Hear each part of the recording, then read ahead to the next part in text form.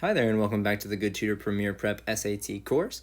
In this video, we're going to get started with our look at the Passport to Advanced Math section of the SAT Math portion. And we're going to take a look at functions and specifically function notation, which is going to be super important to understand as you look at functions in a bunch of different ways in the SAT Math section.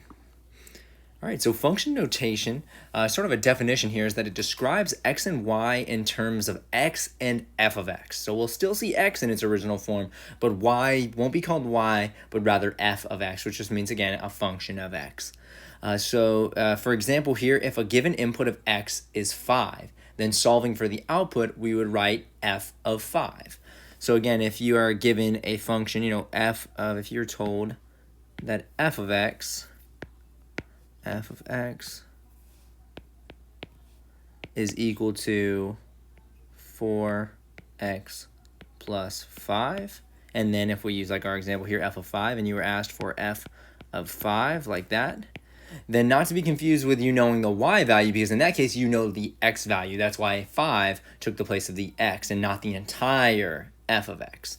So the f of 5 would tell us that x is 5 in this case, so it would be 5 times the 4 plus 25, or plus 5 rather, and then you'd have 20 plus 5.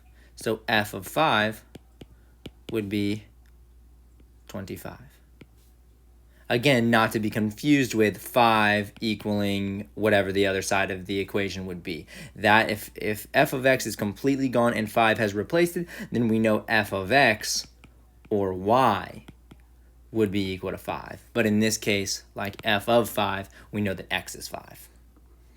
All right, so now to view a specific example of using function notation in order to solve equations, this question asks, what is the value of z of -2? Again, so it would really be z of x, right? Which means in this case, x must equal -2. So that's what we know about this problem.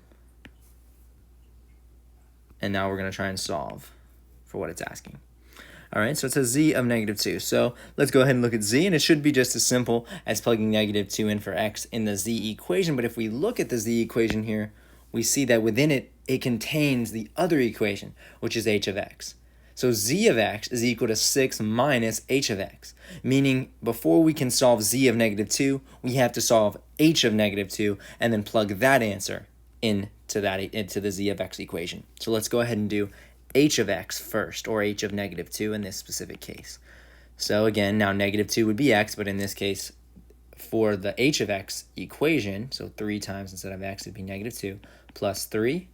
That would equal -6 plus 3, which will equal -3.